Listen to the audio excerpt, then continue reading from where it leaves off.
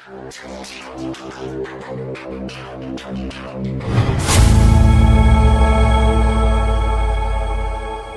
Pastor Rajni मसीह और मैं खुदावन की एक वर्शिपर भी हूँ, जैसे आप सब जानते हैं। और मैं मुकेरिया में सेवा कर रही हूँ। बेसिकली मैं यहाँ पर ही बोर्न एंड ब्रॉट अप हुई हूँ। यहीं से मैंने सेवकाई शुरू की थी 9 साल की उम्र में। और जब मैंने सेवकाई को शुरू की थी उसके बहुत सारे रीज़न्स थे, और खुदावन की महिमा हो, उसका धन्यवाद हो कि उसने मुझ जैसे इंसान को चुना अपनी महिमा के लिए। हम जितना भी मैं उसका धन्यवाद करूं उतना कम है। पास्टर जी, मैं जानना चाहता हूं कि मसीह में आने से पहले आपकी लाइफ कैसी थी? जब मैं पैदा हुई थी तो मुझे एक डिसीज़ थी, I was very sensitive one. तो मुझे एक डिसीज़ थी जो कि मैं बार बार खांसती रहती थी, और कॉन्टीन्यूसली जब एक बार खांसी शुरू होती थी तो वो बंद ही नहीं होती थी। और उसकी वजह से बहुत सारे लोग परेशान थे। लोग सोचते थे कि कब ये मर जाए, जिस दिन इसकी डेथ होगी उस दिन हमें सुकून मिलेगा। ऐसे ऐसे लोग बातें करते थे। कुछ लोग आके गालियां देते थे कि ये इसका मरना ही अच्छा है। बहुत ऐसे शब्द मुझे सुनने को मिलते थे, और मैं बहुत ज़्यादा सुस्त थी उस समय पर, और पढ़ाई में भी अच्छी नहीं थी। मेरे खुद के चाची थे जो मेरा स्कूल का काम करते थे। लेकिन अचानक से कुछ हुआ मेरी ज़िंदगी में, शायद परमेश्वर की दया की निगाह मेरे ऊपर हुई, और परमेश्वर ने मुझे, जो बच्चा मूर्ख था, नालायक था, वही स्कूल का सबसे ज़्यादा जिसका नाम लिया जाता था स्कूल में, वो मेरा ही नाम था।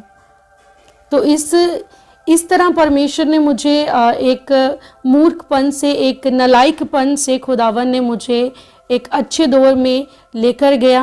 परमेश्वर की महिमा हो। पास्टर जी, हम जानना चाहते हैं कि आपने प्रभु यीशु मसीह के बारे में पूरी रीति के साथ कैसे जाना? जैसे कि मैंने बताया कि मुझे गले की प्रॉब्लम थी, उसकी वजह से बहुत सारे लोग परेशान थे। स्कूल में भी डर लगता था कि अगर खांसी शुरू हो गई तो सब हंसेंगे। Nobody was supporting me at that time। तो हर कोई ऐसा लगता था कि कब, अगर मैं वर्शिप कर रही थी तो वर्शिप में ऐसा लगता था कि अगर खांसी शुरू होगी तो सब हंसने लग जाएंगे। तो मैंने वर्शिप तो मैंने करती थी जब मैं 9 साल की थी, लेकिन अच्छी रीति से मैंने 9th क्लास में परमेश्वर को जानना शुरू किया, क्योंकि तब मैंने पहली बार अच्छी रीति से बाइबल को पढ़ना शुरू किया। मेरी पहली बाइबल मेरे पास अब भी है। मैं उसे पढ़ना शुरू किया। पढ़ते पढ़ते जब 3 महीने बीत गए तो मुझे याद आया कि हाँ, मुझे कोई गले की प्रॉब्लम भी थी। तब मैंने अच्छी रीति से परमेश्वर को जानना शुरू किया। तो जिस तरह पास्टर जी आपने बताया कि आप बाइबल को पढ़ते थे और 3 महीने बीत गए, तब आपको याद आया कि आपको एक गले की प्रॉब्लम थी। उन्हीं 3 महीनों में परमेश्वर ने आपको हील किया। तो हम जानना चाहते हैं कि इससे पहले, इस हीलिंग से पहले कभी आपने जैसे कोई शारीरिक इलाज या मेडिसिन वगैरह कोई ट्रीटमेंट लिया हो, उससे कोई आपकी जैसे ये प्रॉब्लम हल नहीं हुई उसके साथ? मैंने बहुत सारी दवाइयाँ खाई। इनफैक्ट मेरे खुद के डैड डॉक्टर हैं। उस समय डैड तो अब्रॉड में थे, चाचू मेरे डॉक्टर हैं। तो बहुत सारी मेडिकेशंस आती थी। बुआ भी नर्स थी तो वो भी अपनी तरफ से काफ़ी मेडिकेशंस देती थी। बहुत सारी, ऐसा कोई कफ सिरप नहीं होगा जो मैंने नहीं खाया। और इसके साथ मुझे इतना डिप्रेशन भी हो गया था कि मैं दिन में पूरा पत्ता, उस समय पैरासीटामोल का जो था वो मैं खा जाती थी उस समय पर, लेकिन कोई भी फ़र्क नहीं पड़ता था। लेकिन बाइबल बताती है कि वो अपना वचन भेज के अपने लोगों को चंगा करता है और आने वाली तबाही से बचाता है, और उसने इस वचन को मेरी ज़िंदगी में पूरा किया। पास्टर, जिस तरह आपने बताया कि कैसे परमेश्वर ने आपकी हीलिंग को किया, हम जानना चाहते हैं कि फिर कैसे आपको पता चला कि आप एक सेवक के रूप में चुनी गई हैं? मैं काफ़ी सालों तक कैसे सेवा करती रही अपने चर्च में, क्योंकि यहाँ पर बहुत सारे पास्टर्स आते थे, चर्चिस को लगाते थे। संडेज़ को 3-3, 4-4 मीटिंग्स हो रही थी। मेरे खुद के दादू भी पास्टर थे। लेकिन प्रॉब्लम कहाँ आती थी, जब हमारे मेन इवेंट्स होते थे, जैसे क्रिसमस हो गया, या कोई बड़ी मीटिंग कन्वेंशन करनी होती थी, ईस्टर की मीटिंग, गुड फ्राइडे, तो कोई भी नहीं होता था। तो वो देख के ना मुझे अंदर बड़ा सैडनेस फील होता था कि ऐसा क्यों, कोई क्यों नहीं उठ के आ रहा, कोई क्यों नहीं आके यहाँ पर काम करता, क्यों नहीं यहाँ पर आके खुदावन के महान इवेंट्स को, उसके जन्म के दिहाड़े को क्यों नहीं मनाते। तो उस चीज़ ने फिर मुझे उत्तेजित किया कि मैं परमेश्वर के भवन में जाऊं, और वहाँ पर मैंने फिर शुरू किया, जहाँ पर मैं सिर्फ वर्शिप करती थी। मैंने इवेंट ऑर्गेनाइज करने शुरू किए, बच्चों को टीच करना शुरू किया, खुद बाइबल से सीखना और उनको सिखाना। इस तरीके से मैंने मीटिंग्स करना शुरू किया, और मैंने कम से कम 2019 तक मैंने इस जगह पर सेवा की। उसके बाद खुदावन ने मुझे यहाँ से अपग्रेड किया। मैं सिर्फ लिमिटेड थी इसी जगह पर, मेरी लाइफ बहुत सक्सेसफुल थी। मुझे लगता था कि इतना ही है ज़िंदगी में कि खुदा की सेवा करो, उससे डेली बरकतें, डेली गवाहियाँ बन रही थी, सिर्फ ज़िंदगी यही है। लेकिन जब यहाँ से मैं निकली तो तब जाकर खुदावन ने मुझे ज़ीरो से और ज़्यादा ऊपर बढ़ाया। खुदा ने मुझे अलग अलग वरदानों के साथ ब्लेस किया। मैं सोचती थी बचपन में कि मैं प्रार्थना करूं लोग चंगे हो जाएं। प्रोफेटिक वर्ड मुझे खुदावन देते थे उस समय पर, मैं स्टेज पे डाइस पे खड़ी होती थी तो वो मैं बोल देती थी, लेकिन मैं चाहती थी कि मैं प्रेयर करूं लोग चंगे हो जाएं। तो जैसे मैंने यहाँ से निकली, खुदावन ने मुझे हर वरदान के साथ ब्लेस किया, लिखने के वरदान के साथ, गाने के वरदान के साथ, और खुदावंद खुद ब खुद मुझे पूरे गीत देते हैं, कंपोजिशंस देते हैं, वर्डिंग देते हैं, और उसी तरीके से मैं उनको रिप्रेजेंट कर देती हूँ। सो पास्टर जी, जिस तरह हम देखते हैं कि जब एक पर्सन मसीह में आता है, खास करके जब वो सेवकाई में उतरता है, तो क्या आता है उसकी लाइफ में कभी कोई दुख या परेशानी ऐसी आ जाती है, तो कुछ लोग होते हैं वो क्विट कर जाते हैं, वो छोड़ जाते हैं। तो हम जानना चाहते हैं कि आपकी लाइफ में कभी कोई ऐसा पल आया हो जब आपको लगा हो कि मैं छोड़ दूं? बहुत बार ऐसे पल आए मेरी ज़िंदगी में, लेकिन वचन की नॉलेज होने के कारण उसकी डीपर मैंने अप्रोक्सीमेटली 10 to 12 टाइम्स मैंने बाइबल पढ़ी थी तब तक, 2017-18 तक। तो वचन की मेरे अंदर नॉलेज थी गहरी, और पवित्र आत्मा बात करता था मुझसे। तो मेरी लाइफ में ऐसे बहुत सारे इंस्टांसेस हुए, बहुत सारे लोगों ने डिमोरलाइज किया क्योंकि मैंने म्यूज़िक नहीं सीखा था। तो जिन्होंने सीखा था वो कहते थे तुमसे नहीं हो पाएगा, तुम अच्छा नहीं गाती हो, वर्शिप अच्छी नहीं करती हो।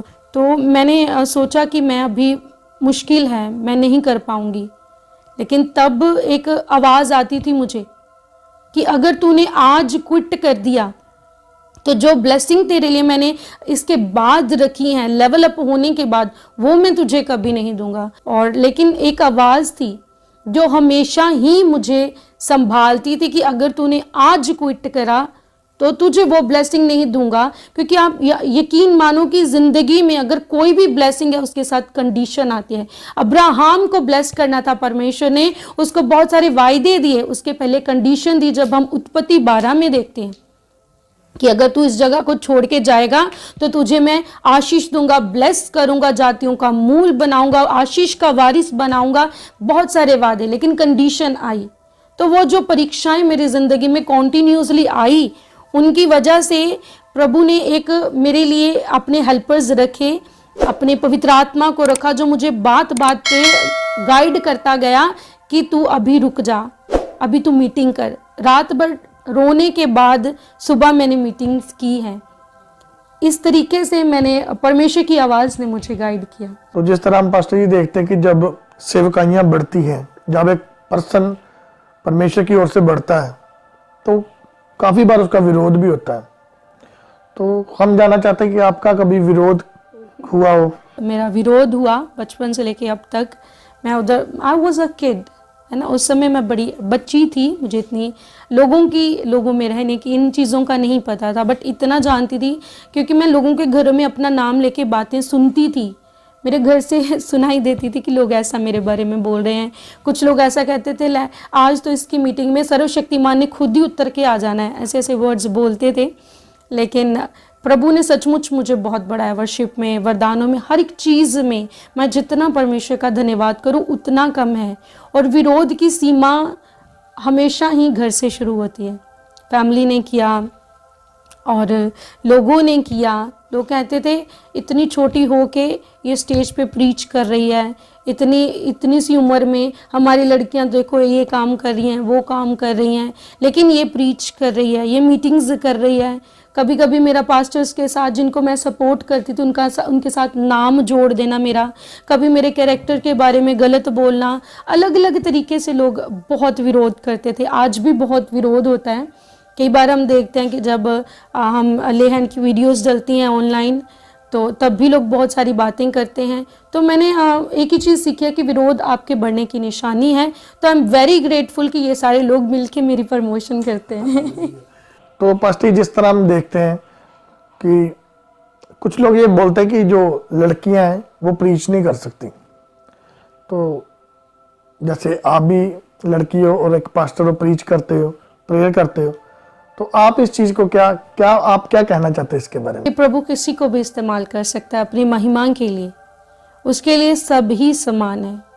अगर हम देखें बाइबल में पौलुस ने ये बात बोली थी कि लेडीज़ को प्रीच करना नहीं चाहिए, लेकिन ये उस जगह की लेडीज़ के बारे में बोला गया था बिकॉज़ वो बहुत ज़्यादा मर्दों पर अपना कह सकते हैं कि रोब जमाती थी। तो उनको चुप करने के लिए, जैसे अब मान लो कि हर घर की अलग सिचुएशन है, तो आपको उनको अलग तरीके से आप समझाओगे। उस रीति से पौलुस ने उस जगह के लोगों को, लेडीज़ को समझाया था कि लेडीज़ मत प्रीच करो, लेकिन वही पौलुस बाद में लेडीज़ प्रीचर की बात करता है। और अगर हम पुराने नियम में देखते हैं तो वहाँ पर भी बहुत सारे प्रीचर्स थे। नबिया थी, मरियम नबिया थी, हारून की बहन, मूसा की बहन, देबोरा नबिया थी। बहुत सारी नबियाँ थी जो बाइबल में जिन्होंने प्रीच किया। पहली औरत जिसने यीशु मसीह के जी उठने का सुसमाचार दिया था वो भी उन्हीं में से थी जो यीशु मसीह के साथ थे। सो प्रभु ने अगर इन लोगों को, हम लोगों को पीछे नहीं रखा, प्रभु ने दानों में, अगर प्रभु नहीं चाहता कि हम लोग प्रीच ना करें या हम लोग काम ना करें, लोगों की लाइफ को सेव ना करें, तो वो हमें क्यों वरदान देता? क्यों मेरे जैसे किसी मूर्ख को चुन के क्यों वो खड़ा करता? क्यों मुझे कहता जा जाके बेधड़क लोगों में प्रीच कर, है ना? तो प्रभु की योजनाओं को समझना इंसानों के बस की बात बिल्कुल भी नहीं है। तो मैं यही कहूँगी कि किसी को जज मत करो, let them do whatever they want to, क्योंकि पवित्र आत्मा की गाइडेंस के बिना कुछ भी करना इम्पॉसिबल है। यदि स्वर्ग से ना दिया जाए तो कोई नहीं कर सकता। सो पास्टर जी, जिस तरह हम देखते हैं कि जो क्रिश्चियनिटी है वो बहुत तेजी से बढ़ रही है, तो उसके दौरान कुछ लोग ये भी बोलते हैं कि ये पैसे दे के धर्म परिवर्तन करते हैं या लालच दे के धर्म परिवर्तन करते हैं।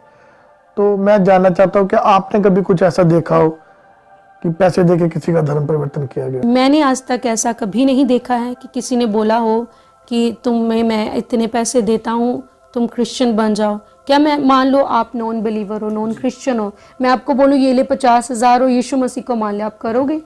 बिल्कुल भी नहीं करोगे। अगर आप ट्रू बिलीवर हो या किसी में अच्छी रीति से मानने वाले हो तो आप बिल्कुल ऐसा नहीं करोगे, चाहे कितनी भी ज़रूरत क्यों ना हो। लोग हमें भी ऐसा बोलते, तूने क्यों धर्म बदला, तूने क्यों? तो मैं बोलती हूँ कि ऐसा बिल्कुल नहीं है। तो लोगों की सोच है ऐसी जो कि गलत एक हवा फैलाई जा रही है क्रिश्चियनिटी के खिलाफ। लेकिन मैं एक ही चीज़ कहूँगी कि जितना ही आप विरोध होगा उतनी ही क्रिश्चियनिटी बढ़ रही है।